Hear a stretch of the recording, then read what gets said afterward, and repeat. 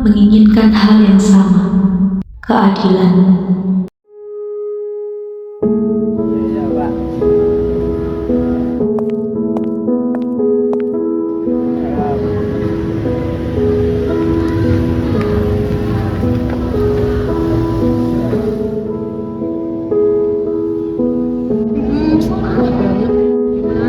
Ya Allah, kok bisa ya? Sama cewek itu sih. Iya, nggak pakai hati ya. Parah. Kayaknya kalian butuh ini dah. Apa ini? Kajian tafsir. Kesetaraan gender, Semua sama. semua boleh merasakan emosi yang sama. Ya Rabbi salli ala Rasul li Muhammadin sirril aula. Ya Rabbi salli ala Rasul li Muhammadin sirril aula wal anbiya wal mursalin lal ghurri khatman awwala. Assalamualaikum warahmatullahi wabarakatuh. Hamda wa syukralillah, salatu wassalamu ala rasulillah wa ala alihi wa sahbihi wa mawala, la haula wa la quwata illa billah, amma ba'du. Ini kita semuanya dapat berkumpul pada kajian tafsir gender yang bertempat pada Joglo Maka dalam keadaan sehat walafiat. Kedua kalinya salawat serta salam senantiasa tercurah kepada baginda junjungan kita semua Nabi Agung Muhammad Sallallahu Alaihi Wasallam, dunia maupun di akhirat kelak, amin ya robbal alamin. Kami ucapkan terima kasih dan selamat datang kepada teman-teman semuanya yang pada pagi hari ini telah berkenan hadir dan antusias mengikuti kajian tafsir gender pada bertempat di Joglo Maka pagi hari ini. Sebelum kita buka acara kajian pada pagi hari ini, kita buka dengan bacaan suratul Fatihah. Semoga apa yang kita diskusikan nanti, apa yang kita bahas nanti dapat bermanfaat bagi kita semuanya, baik sekarang maupun masa yang akan datang nanti, amin ya robbal alamin. Ala hadhihi niyah al-fatihah. Share gender pada pagi hari ini kita akan kedatangan pemateri yang luar biasa. Beliau Al-Ustadz Muhammad Najih Sobihi dari Pati. Waktu dan tempat kami persilakan.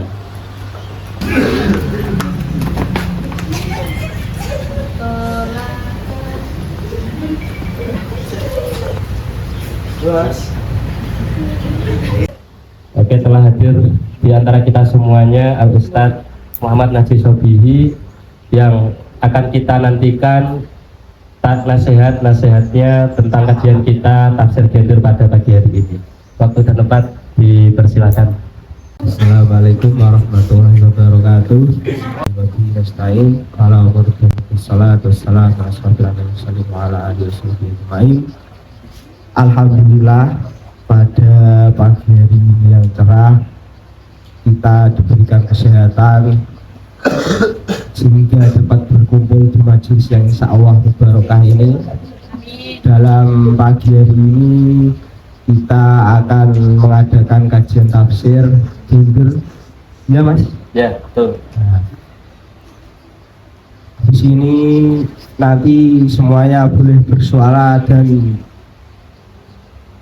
mengutarakan pendapatnya ya masing-masing, karena kita ya di sini sebagai forum lah nantilah, dan nanti saya juga sebagai penahaja karena kita akan sama-sama belajar di sini.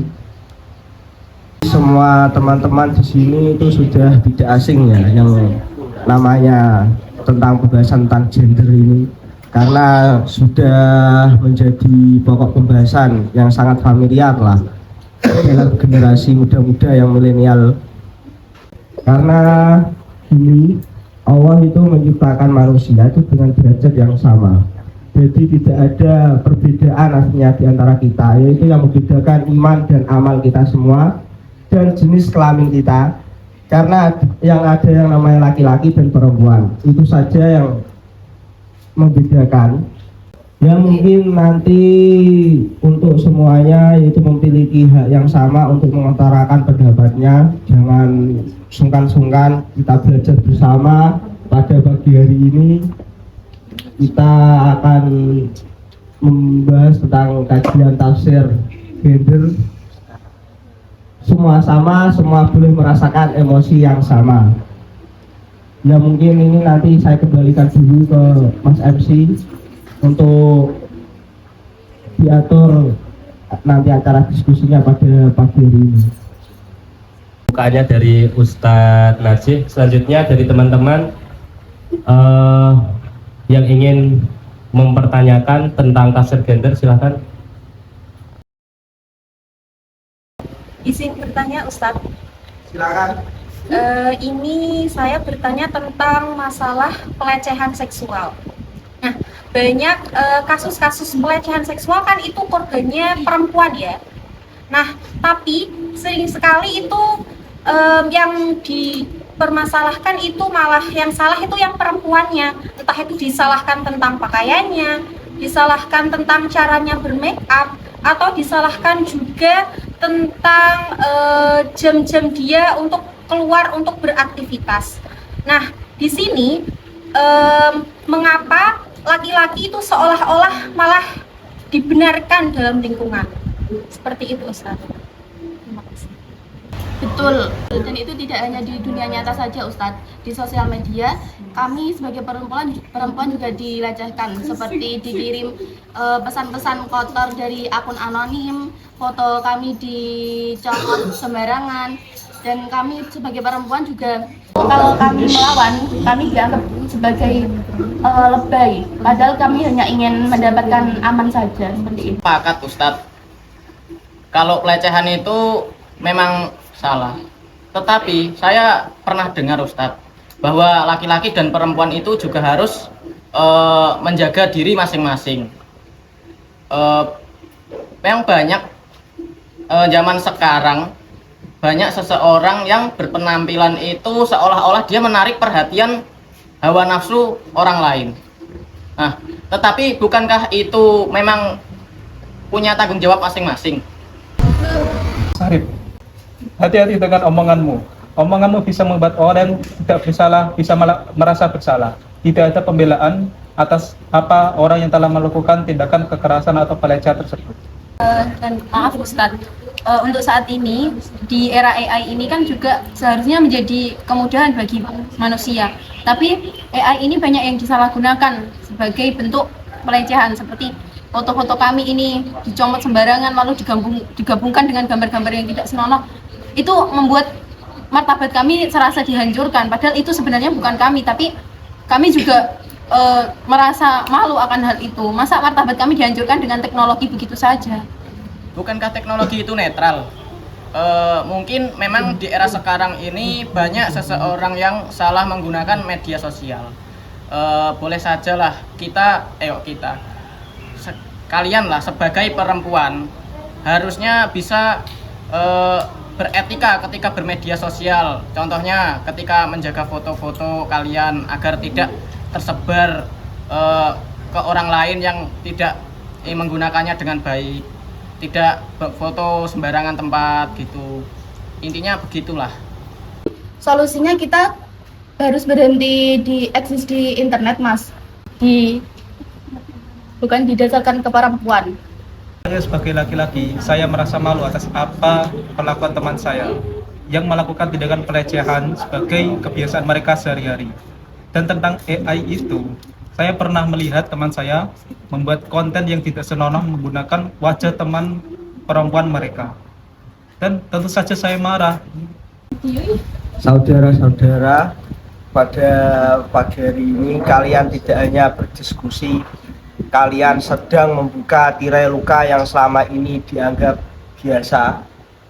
Ini saya akan menyampaikan beberapa poin pada pembahasan tadi. Untuk yang pertama, yaitu kalian para perempuan bukanlah penyebab dari pelecehan, tetapi pelakulah penyebabnya. Karena di dalam Quran surah Al-Isra ayat 132 tentang wala taqrabuz zina itu sendiri, itu ayat tersebut itu tidak menyalahkan pada korbannya, tetapi pada pelakunya tersendiri. Karena di dalam Quran surah Al-Isra ayat 32 itu nanti ada dua aspek yang tercantum, yaitu karena terjadinya pelecehan. Yang pertama ada yang namanya ikrah, yaitu pemaksaan. Untuk yang kedua yaitu ada aniaya, yaitu sebuah kedoliman lah. Jadi kedua pelecehan itu di media sosial hukumnya sama, haram, sama-sama hukumnya itu haram, tidak boleh berarti ya. Anonim bukan tameng dari dosa. Untuk penyalahgunaan AI tersendiri itu adalah sebuah pelecehan, jadi dosa besar bagi pelakunya dan termasuk tindak kriminal. Jadi untuk para laki-laki di sini, tugas kalian itu tidak hanya menjaga diri kalian, tetapi juga menjaga perempuan dari kedoliman saudara-saudara kalian sendiri. Jika kalian diam, maka kalian semua juga ikut bersalah. Ya. Oke, semakin menarik sekali diskusi kita pada pagi hari ini. Selanjutnya untuk teman-teman yang ingin bertanya lagi, silahkan. Ustadz, saya ingin bertanya mengenai batas interaksi antara laki-laki dan perempuan. Semenjak kuliah, saya merasa bahwa prinsip saya itu semakin goyah. Sebelumnya, saya berinteraksi dengan laki-laki itu tidak pernah memandang langsung. Tapi semenjak kuliah, saya merasa bahwa bisa berinteraksi dengan laki-laki itu biasa saja. Nah, yang saya tanyakan, sebenarnya sejauh mana sih batas interaksi antara laki-laki dan perempuan yang diperbolehkan, Ustadz? Ya, oke, terima kasih. Sangat baik untuk pertanyaannya. Mungkin ada yang mau menjawab terlebih dahulu sebelum nanti saya akan menjelaskan lebih lanjut. Saya Ustadz, saya rasa batasan interaksi antara laki-laki dan perempuan itu ketat sekali. Kita diperbolehkan berinteraksi antara laki-laki dan perempuan ketika ada kepentingan saja. Seperti halnya ketika kita melakukan transaksi, jual beli, dan lain sebagainya. Hah? Bukankah kita yang tidak boleh terjerumus karena syahwat dan juga nafsu dalam bentuk interaksi antara laki-laki dan perempuan? Maaf, izin masuk. Setahu saya lebih dari itu, Mbak. Karena adanya interaksi itu hanya boleh ketika adanya kebutuhan penting antara lawan jenis. Jika tidak ada unsur yang penting, maka interaksi tidak perlu dilakukan. Yang dimaksud dengan kebutuhan itu yang kayak gimana ya? Yang ada nilai positifnya untuk kemaslahatan. Berdasarkan firman Allah, An-Nur ayat 30 dan 31, yang menjelaskan tentang anjuran Allah kepada seluruh umatnya untuk menjaga kehormatan mereka dengan cara menjaga pandangan dan memelihara kehormatannya dengan baik.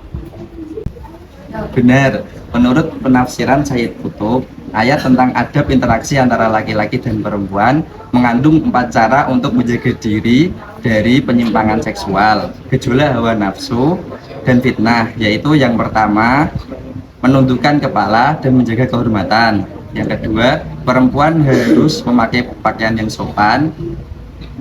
Yang ketiga, tidak memakai wewangian yang menyengat dan perhiasan yang mencolok ketika keluar rumah. Dan yang terakhir yaitu tidak bertemu kecuali ada kepentingan tertentu. Benar kan Pak Ustadz? Benar Mas, sangat benar sekali. Karena berhubungan dengan penafsiran Sayyid Qutb terhadap adab berinteraksi antara lawan jenis pada Quran Surah An-Nur ayat 30-31 dalam tafsirnya fi dilalil Quran, yaitu cara berkomunikasi yang baik dengan tetap mentaati aturan syariat Islam supaya tidak ada peluang syahwat yang bergejolak atau penyelewengan seksual dan fitnah dari dua lawan jenis. Untuk pembahasan ini sebenarnya sangat menarik, apalagi kita kan sebagai seorang mahasiswa. Untuk pembahasan tentang interaksi lawan jenis ini tidak asing ya. Ya, sebelumnya saya mau bertanya ini kepada semuanya, apakah di dalam majelis ini ada yang berpacaran atau gimana? Kan ini pembahasannya tentang berinteraksi lawan jenis. Apakah ada? Ada Pak, Mas Fuad dan Mbak Selvi. Jawaban yang sangat menarik dan lengkap dari Ustadz Najih untuk menjawab pertanyaan tentang batasan interaksi lawan jenis gitu ya. Untuk selanjutnya silakan teman-teman yang ingin bertanya. Ustadz, saya mau bertanya mengenai ketidaksetaraan pembagian tugas dalam rumah tangga. Kenapa rata-rata perempuan itu kebanyakan malah mendapat tugas rumah tangga itu dipegang oleh perempuan? Ya, secara keseluruhan sih, tidak semua. Seperti memasak, menyapu, mengepel, dan masih banyak lagi. Nah, sedangkan laki-laki itu malah justru di rumah hanya bersantai. Justru malah tidak mendapatkan tugas rumah tangga, tidak mendapatkan jatah tugas rumah tangga. Dengan alasan seperti ini, perempuan itu ya mengurus rumah tangga emang menjadi seorang ibu, sedangkan laki-laki itu ya bekerja. Padahal seharusnya kan itu tidak sesuai dengan statement itu. Semua kan ketika sudah dalam pernikahan kan sama. Bagaimana menurut Ustadz? Bukankah benar Mbak, laki-laki yang bekerja sedangkan perempuan yang mengurus rumah? Iya, betul Mas. Hal tersebut sesuai dengan surah An-Nisa ayat 34, bahwasanya dalam potongan ayat ar-rijalu qawwamuna 'alan nisa, laki-laki atau suami itu sebagai pemimpin wanita. Jadi ia itu ditugaskan untuk mencari nafkah, sedangkan yang wanita itu harus taat kepada suami dengan tetap di rumah, menjaga diri dan mengerjakan pekerjaan rumah tangga. Betul kan Mas? Betul Mbak. Gini loh Mbak, Mas, dari sejarah atau dari historisitas, laki-laki dan perempuan pada dahulunya sudah diperkotakan. Seorang laki-laki dituntut untuk bekerja dan seorang perempuan dituntut untuk di rumah untuk merawat anak atau mengurusi rumah tangga. Contoh konkretnya apa? Contoh konkretnya adalah ketika seorang anak kehilangan barang di rumah, pasti ibunya mengetahui tempatnya, di mana letak benda tersebut. Hal tersebut terjadi karena seorang wanita berlingkup cukup kecil, yaitu hanya sekitar rumah. Berbeda dengan seorang laki-laki yang pada umumnya bekerja mencari nafkah atau bekerja memburu di hutan untuk memenuhi kebutuhan rumah tangga. Apa bukti konkretnya? Bukti konkretnya adalah seorang laki-laki bisa menjelajahi atau bisa menguasai Google Map. Itu bukti konkretnya. Karena sudah terbiasa dengan alam yang ruang lingkup yang cukup luas. Secara agama atau secara Islam, seorang perempuan tidak dilarang untuk bekerja. Sebab Sayyidatina Khadijah saja seorang pedagang yang sangat sukses. Dari itu tidak ada pembatasan antara bekerja atau tidaknya seorang laki-laki dan perempuan. Semua punya hak masing-masing untuk bekerja, tetapi dengan batasan atau dengan batasan masing-masing. Jadi Islam tidak melarang seorang perempuan untuk bekerja, tapi Islam membebaskan seorang perempuan atau laki-laki bekerja dengan batasannya masing-masing. Benar kan Pak Ustadz? Benar sekali, untuk pendapat Masnya sangat bagus. Karena gini, sebuah pernikahan itu dibangun bersama dengan antara suami dan istri supaya menjadi hubungan yang sangat sempurna. Jadi tidak ada salahnya jika seorang istri itu membantu bekerja untuk mencukupi perekonomian keluarga. Karena tidak semua pekerjaan laki-laki itu dapat mencukupi perekonomian keluarga. Jadi boleh-boleh saja jika perempuan atau seorang istri itu membantu laki-laki atau suami untuk bekerja, asalkan ada persetujuan keduanya dan itu sudah menjadi kesepakatan bersama. Karena sudah jelas di dalam Quran Surah Ar-Rum ayat 21, yaitu menjelaskan Allah itu menciptakan kalian dengan istri-istri yang sejenis kalian sendiri supaya ada ketentraman dan terbentuknya keharmonisan keluarga. Karena gini, kenapa ketika ada acara pernikahan kan biasanya menyebutkan itu sakinah mawaddah warohmah. Kenapa di situ itu disebutkan sakinah dulu? Karena gini, untuk sakinah sendiri itu artinya sebuah pondasi, dan adanya pondasi tersebut dapat terjalin dengan sangat kuat atau menjadi kokoh, maka terbentuklah yang namanya mawaddah warohmah, yaitu adanya cinta dan puncak keharmonisan keluarga. Mungkin itu pembahasan kali ini, saya cukupkan. Sepertinya dari Mas yang berkacamata ingin ada yang dibahas. Terima kasih. Begini Ustadz, dalam studi tafsir kan kita tahu bahwa penafkahan itu biasanya diartikan dengan pengeluaran materi yang wajib diberikan untuk memenuhi kebutuhan atau kehidupan orang-orang yang berada dalam tanggung jawab sebuah keluarga. Entah itu istri, anak, kakek, nenek, ataupun kerabat lainnya yang berada di lingkup keluarga tersebut. Nah, yang ingin saya tanyakan, apakah penafkahan itu ditangguhkan kepada seorang laki-laki saja? Gitu Ustadz. Sebelumnya ingin menyanggah pertanyaannya Mas Akmal ya Pak Ustadz. Jadi gini Mas Akmal, menurut saya seperti yang tadi sudah disebutkan oleh Mbak Nadia ayatnya, Al-Quran memang sudah menjelaskan dalam Quran surat An-Nisa ayat 34 bahwa ar-rijalu qawwamuna 'alan nisa. Laki-laki itu adalah menjadi pemimpin bagi perempuan. Tapi Al-Quran itu tidak langsung menuntut bahwa laki-laki itu harus mencukupi semua kebutuhannya perempuan gitu. Memang kalau kita teliti ada teks klasik yang menyebutkan bahwa laki-laki itu ya memang bertugas untuk memenuhi kebutuhan. Tapi tadi itu Al-Quran tidak langsung menuntut laki-laki itu sebagai pemenuh seluruh kebutuhan keluarga. Izin Pak Ustadz, tadi yang dikatakan Mbak Naina benar. Namun bagaimana jika ada seorang perempuan atau istri yang bekerja untuk memenuhi kebutuhan keluarga? Apakah itu bisa disebut dengan sebagai penafkah? Dengan pernyataannya Mbak Rika, karena di zaman sekarang faktanya banyak penghasilan istri jauh lebih stabil daripada suami.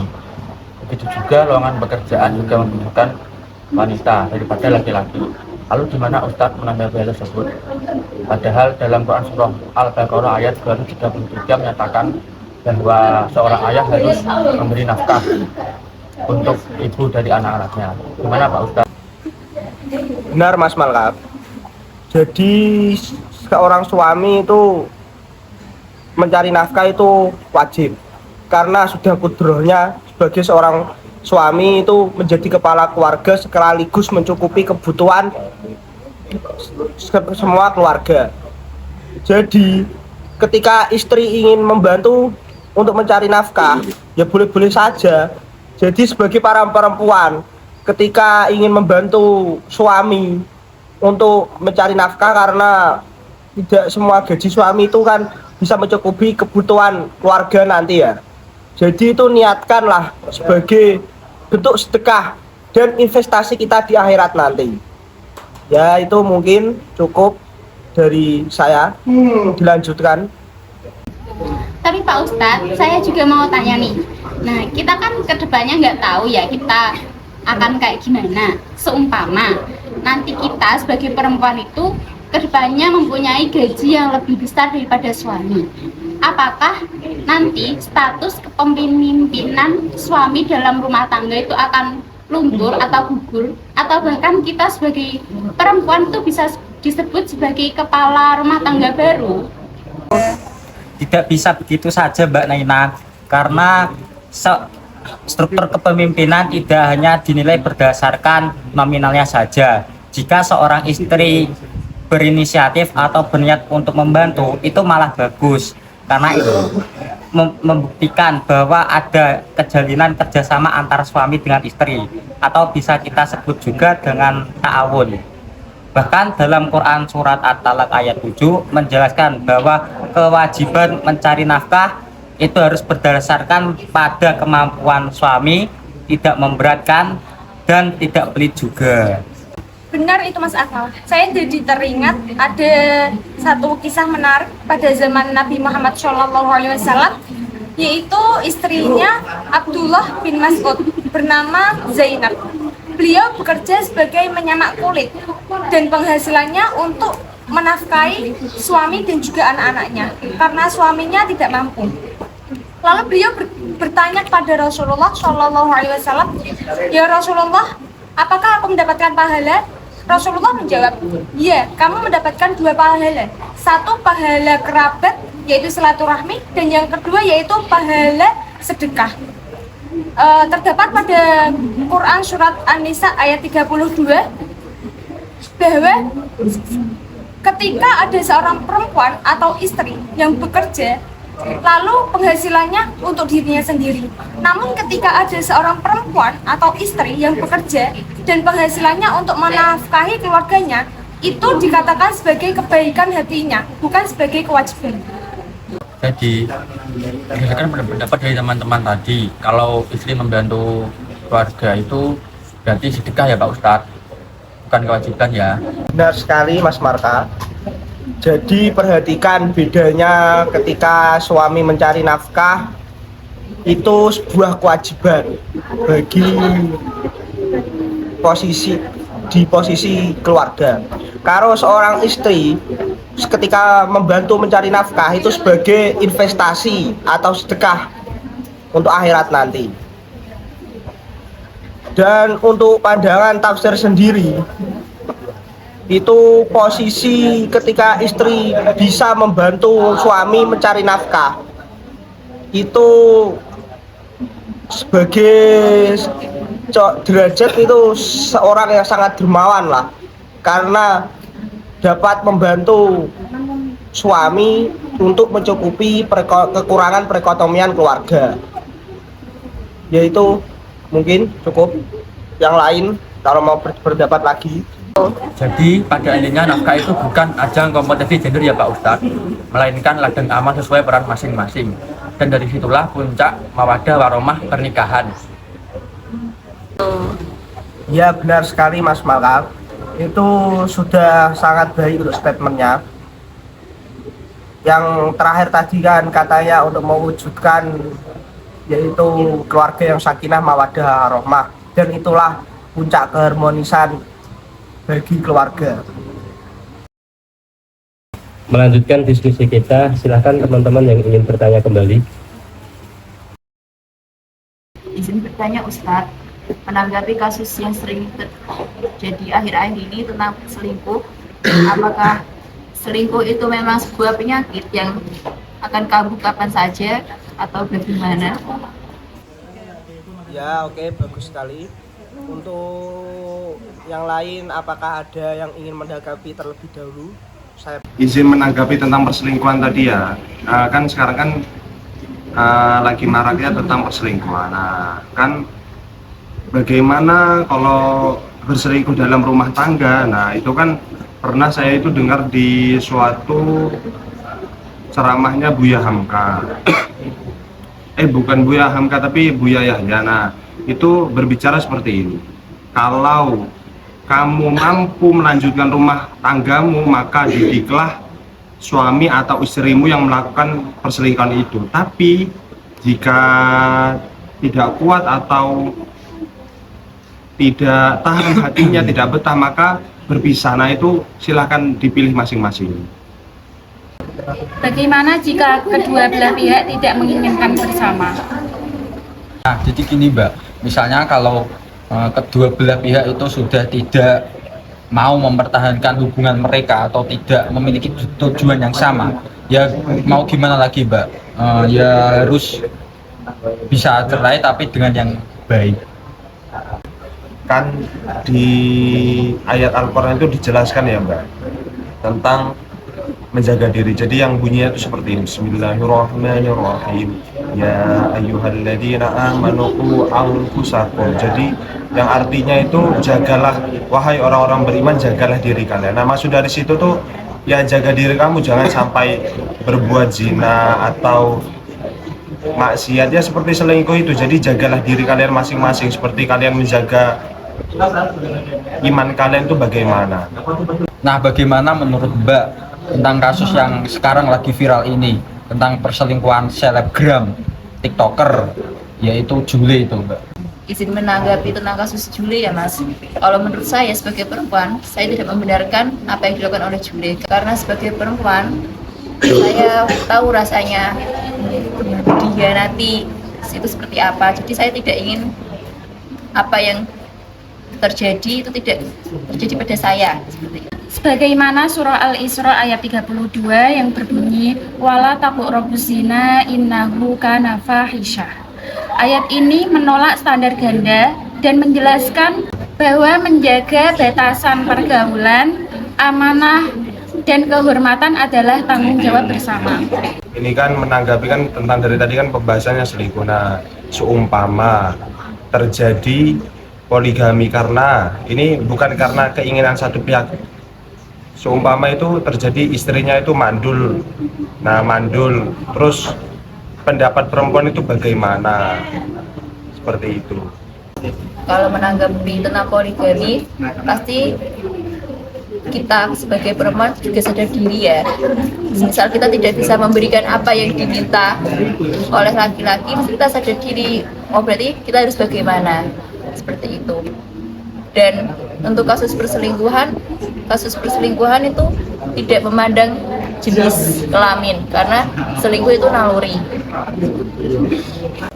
Ya, sangat bagus sekali tadi untuk pendapat-pendapat Mbak dan Mas-mas. Di dalam keluarga yang namanya perselingkuhan itu pasti ada, karena kasus-kasus perselingkuhan itu untuk sekarang itu sudah banyak. Karena perselingkuhan terjadi itu karena adanya kesempatan dan kurangnya memahami dari pihak si suami dan si istri. Maka dari itu ketika kalian menikah, sebuah pernikahan itu bagi si suami sendiri kan sudah mengucapkan sebuah janji ikrar, yaitu ijab qabul sendiri itu, dan itu sudah ada termuat di dalamnya, itu nanti ada janji-janji yang akan berlangsung, yang mungkin itu ya mohon maaf lah kalau sesuatu saat bisa terjadi, dan itu sudah ada konsekuensinya bagi pihak si istri dan si suami. Ya kalau dari saya sih banyak-banyak lah, ketika kalian sudah bersama istri, sedikit-sedikit cerita satu sama lain, mengutarakan kekurangannya ini, dan saling melengkapi dari kekurangan tersebut. Yaitu mungkin cukup dari saya, sekian. Pembahasan yang semakin menarik ya pada diskusi kita hari ini. Mungkin karena keterbatasan waktu, kita beri satu penanya sekali lagi ya. Silahkan jika ada yang bertanya. Saya ingin bertanya Ustaz. Kenapa laki-laki tidak boleh cengeng dan tidak boleh menangis? Terus banyak sekali yang mengatakan bahwa laki-laki itu harus kuat. Ketika menangis itu sebuah mengekspresikan perasaan. Kenapa laki-laki tidak boleh menangis di depan umum? Kenapa laki-laki dan perempuan dibedakan untuk mengekspresikan perasaannya? Kenapa Pak Ustadz? Saya tidak setuju Ustadz dengan pertanyaan tersebut. Walaupun saya wanita, saya tidak setuju dengan statement yang mengatakan bahwa lelaki itu selalu harus terlihat kuat. Saya setuju dengan pernyataan Mas Fuad, karena laki-laki itu sebagai pemimpin, kepala rumah tangga, dan juga pencari nafkah. Jadi, kalau laki-laki itu tidak kuat, artinya lemah, terus ada istilah gini, bagaimana bangunan itu terjadi atau terbentuk bila mana fondasinya itu lemah. Memang benar laki-laki sebagai seorang pemimpin, tapi sebagai makhluk Allah, laki-laki juga manusia yang dianugerahi perasaan dan emosi. Maka dia juga berhak memiliki emosi yang sama. Hendaknya sebagai seorang pemimpin bukan berarti laki-laki tidak boleh menangis. Menangis merupakan bentuk kita untuk mengekspresikan emosi kita, perasaan kita. Kan menangis wujud dari hati kita yang tidak keras dan memiliki ketulusan. Benar, bahkan dalam surat Yusuf ayat 84 itu menjelaskan tentang Nabi Yakub yang menangis sampai kedua matanya itu memutih. Dalam tafsir Ibnu Katsir dijelaskan bahwa tangisan dan kesedihan beliau itu sangat dahsyat sehingga menurunkan kemampuan penglihatan beliau. Hal ini menunjukkan bahwa seorang nabi yang menangis hingga buta, Al-Quran memujinya dengan predikat beliau seorang yang penyabar, dan Al-Quran tidak mencelanya.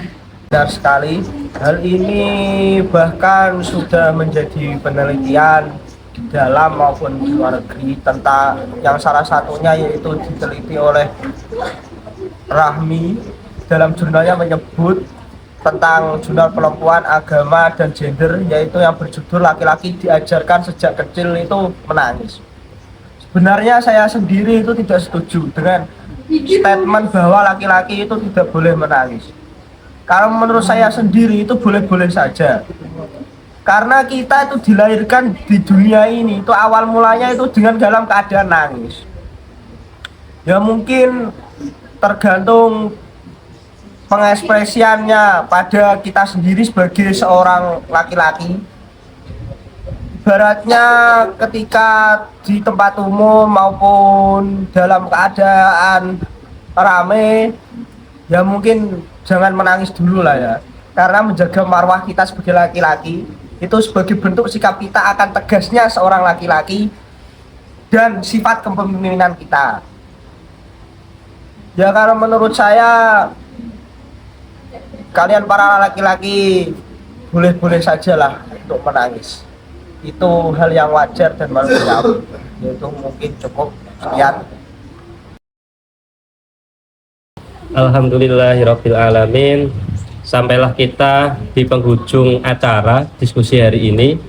Berbagai pandangan, sudut pandang, pendapat dari teman-teman dari sisi hukum, sosial, maupun contoh-contoh realitas yang ada telah memperkaya wawasan kita, dan semoga diskusi pada siang hari ini membawa manfaat dan menambah sikap toleransi kita terhadap apapun pendapat yang berbeda dengan kita.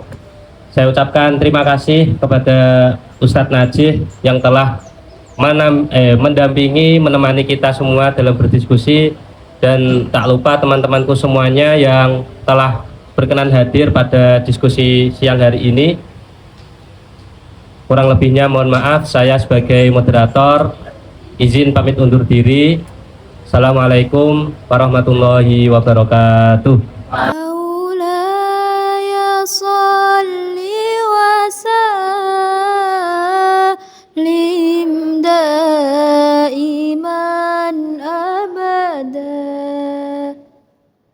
Oh حبيبك خير الخلق كلهم. Juga bisa pelaan ya. Sebalik-balik.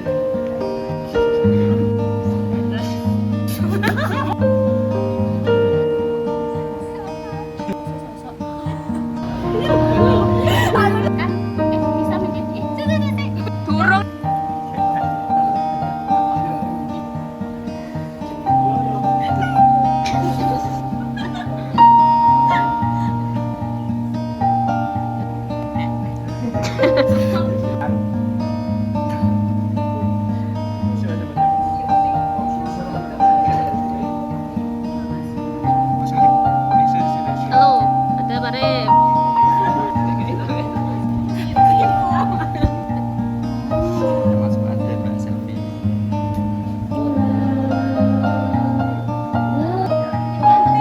Ayo dah wis.